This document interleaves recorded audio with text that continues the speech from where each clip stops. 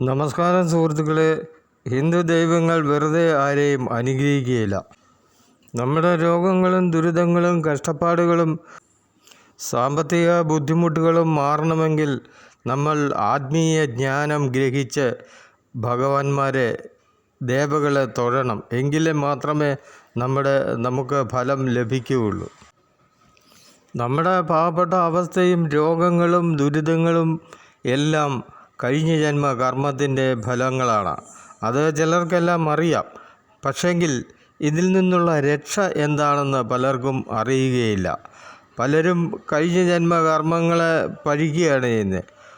ഇനിയിപ്പോൾ കഴിഞ്ഞ ജന്മം പോയി കർമ്മങ്ങൾ ചെയ്ത് ഇപ്പോൾ സൂഹിക്കാനാവുമോ എന്നൊക്കെയാണ് പലരും വിചാരിക്കുന്നത്. കൂടാതെ പലരും എല്ലാം കഴിഞ്ഞ ജന്മ കർമ്മത്തിൻ്റെ ഫലമാണ്, ഇനിയിപ്പോൾ ഞാൻ എന്ത് ചെയ്യാനാണ് എന്ന് വിചാരിച്ച് നിരാശപ്പെടുന്നവരും ഉണ്ട്. എന്നാൽ ഈ നിരാശകളെല്ലാം മാറും. ആത്മീയ ജ്ഞാനം ഗ്രഹിച്ചാൽ നമ്മുടെ ദുരിതങ്ങളും ദുഃഖങ്ങളും മാറും. ഹിന്ദു ദേവകൾ ഫലദാതാക്കളാണ്. അത് പലർക്കും അറിയാം. ഫലദാതാക്കളാണ് ഹിന്ദു ദൈവങ്ങൾ.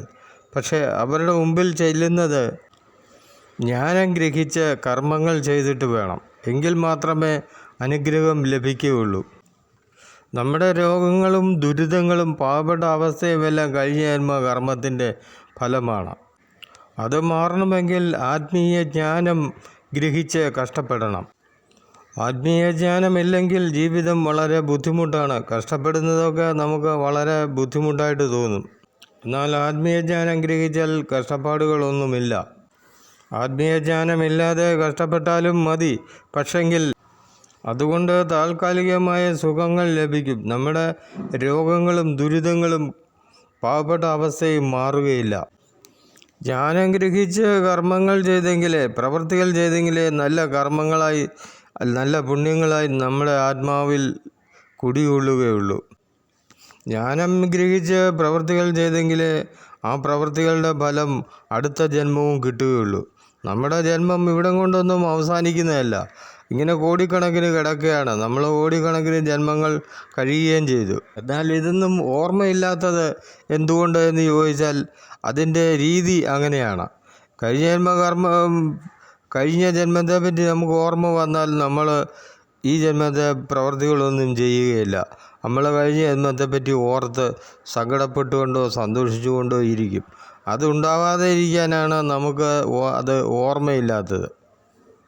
തന്നെയുമല്ല, ഓരോ ജന്മവും ഓരോ അധ്യായം പോലെയാണ്. കഴിഞ്ഞത് കഴിഞ്ഞു, ഇനി പുതിയ ജന്മം, പുതിയ അധ്യായം എന്നുള്ളതാണ് സൃഷ്ടിയുടെ രീതി, അല്ലെങ്കിൽ സൃഷ്ടി വിധി. എങ്കിലും ചിലർക്കൊക്കെ ഈ കഴിഞ്ഞ ജന്മത്തിൻ്റെ ഓർമ്മകൾ ചെറുതായിട്ടൊക്കെ ലഭിക്കാറുണ്ട്. അത് നമ്മളെ ഓർമ്മപ്പെടുത്തുകയാണ്. കഴിഞ്ഞ ജന്മം ഉണ്ടായിരുന്നു എന്നതിനെ പറ്റി ഓർമ്മപ്പെടുത്തുകയാണ്. കൂടാതെ ഈ ജ്ഞാനത്തിലൂടെ നമ്മുടെ അച്ഛനമ്മമാരെ നോക്കി നമ്മുടെ കഴിഞ്ഞ ജന്മ കർമ്മങ്ങൾ മനസ്സിലാക്കാവുന്നതാണ്. നമ്മൾ ഇപ്പോൾ നേടുന്ന ഈ ആത്മീയ അറിവ് പല ജന്മങ്ങളിൽ ഉപകാരപ്പെടും. ഈ അറിവ് നേടിയില്ലെങ്കിലോ നമ്മൾ ഇന്നത്തേതിനേക്കാൾ മോശമായി പുനർജനിക്കും. ആ ജന്മവും നേടിയില്ലെങ്കിൽ അതിനേക്കാൾ മോശമായി അടുത്ത ജന്മം ഉണ്ടാവും. അങ്ങനെ നമ്മുടെ ശരീരം രോഗപ്രതിരോധ ശക്തിയെല്ലാം നശിച്ച് രോഗങ്ങളും ദുരിതങ്ങളും ഒക്കെയായിട്ട്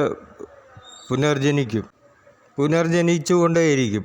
ഒടുവിൽ ഇതിനെ പുനർജനിക്കാനാവാത്ത അവസ്ഥയും ഉണ്ടാവും.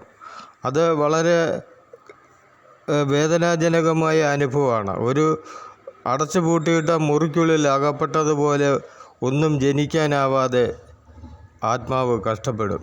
ആത്മാവിൻ്റെ ഇഷ്ടമെന്ന് പറയുന്നത് ഇങ്ങനെ വല്ല കാലത്തുമൊക്കെ ഇങ്ങനെ ജനിച്ചുകൊണ്ടിരിക്കുന്നതാണ്. കാരണം അനന്തമായ ബഹിരാകാശത്ത് വിരസമായി ജീവിക്കുന്നവരാണ് ആത്മാവുകൾ. അങ്ങനെയുള്ള ആത്മാവിന് ഒരു ആശ്വാസമാണ് ഇടയ്ക്കിടെയുള്ള ജന്മങ്ങൾ. അതിനാണ് നമ്മളൊക്കെയും പുനർജനിച്ചു കൊണ്ടിരിക്കുന്നത്. എന്നാൽ പുനർജന്മം വേണ്ട എന്നൊക്കെ ചിലർ പറയും. അത് അറിവില്ലായ്മയാണ്. അത് വിരസമായ അവസ്ഥയാണ്. ബഹിരാകാശത്ത് നമ്മളിങ്ങനെ വിരസമായി കിടക്കും. നമ്മുടെ കർമ്മങ്ങളൊക്കെ ഇല്ലാതായാൽ, നമ്മൾക്ക് പുണ്യങ്ങൾ ഇല്ലാതായാൽ നമ്മൾ സ്വാഭാവികമായി പുനർജനിക്കുകയില്ല. അതുണ്ടാവാതിരിക്കാൻ നമ്മൾ കർമ്മങ്ങൾ നേടുക, അത് നല്ല കർമ്മങ്ങൾ നേടാൻ ആത്മീയ ജ്ഞാനം നേടി തന്നെ കർമ്മങ്ങൾ നേടുക. ആത്മീയ ജ്ഞാനം നേടി കർമ്മങ്ങൾ ചെയ്തെങ്കിലേ ദേവകൾ നമ്മളെ അനുഗ്രഹിക്കുകയുള്ളൂ. അല്ലാതെ വെറുതെ അങ്ങോട്ട് ചെന്ന് പ്രാർത്ഥിച്ചാൽ ദേവകൾ നമ്മെ അനുഗ്രഹിക്കില്ല. നമ്മളൊക്കെ പലപ്പോഴും ചെല്ലുന്നത് നമ്മുടെ കഴിഞ്ഞ ജന്മ പാപങ്ങൾ മാറ്റണേ എന്നൊക്കെ പ്രാർത്ഥിച്ചാണ് അമ്പലങ്ങളിൽ ചെല്ലുന്നത്. ഞാനും ഈ ആത്മീയജ്ഞാനം കിട്ടുന്നതിന് മുമ്പേ അങ്ങനെയായിരുന്നു. നമ്മുടെ പാപങ്ങളൊക്കെ ക്ഷമിച്ച് നമ്മളെ അനുഗ്രഹിക്കണേ എന്നാണ് നമ്മൾ പ്രാർത്ഥിക്കുന്നത്. പക്ഷെങ്കിൽ ഭഗവാന്മാർ ഫലങ്ങൾ മാത്രമേ തരികയുള്ളൂ, നമ്മുടെ പാപങ്ങൾ മാറ്റുകയില്ല. അത് ആത്മീയ ജ്ഞാനം ഗ്രഹിച്ച് അല്ലെങ്കിൽ ആത്മീയ അറിവിലൂടെ നമ്മുടെ പാപങ്ങൾ മാറ്റണം. കഷ്ടപ്പാടുകളിലൂടെയാണ് പാപങ്ങൾ മാറ്റുന്നത്. അങ്ങനെ നന്നായി കഷ്ടപ്പെടണമെങ്കിൽ ആത്മീയജ്ഞാനം ആവശ്യമാണ്. ആത്മീയജ്ഞാനമില്ലെങ്കിൽ നമുക്ക് ചെറിയൊരു ജോലി പോലും കഷ്ടപ്പാടായിട്ട് തോന്നും. അതുണ്ടാവാതിരിക്കാൻ ആത്മീയജ്ഞാനം ഗ്രഹിക്കുക. കൂടാതെ ഈ ആത്മീയജ്ഞാനം നിങ്ങൾക്ക് തരുന്നവർക്ക് ഒരു ഫീസ് കൊടുക്കുന്നതും നല്ലതാണ്. അത് വലിയ പുണ്യമാണ്.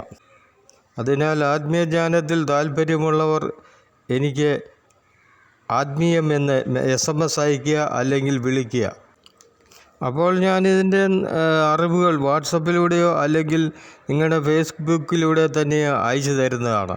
നന്ദി, നമസ്കാരം.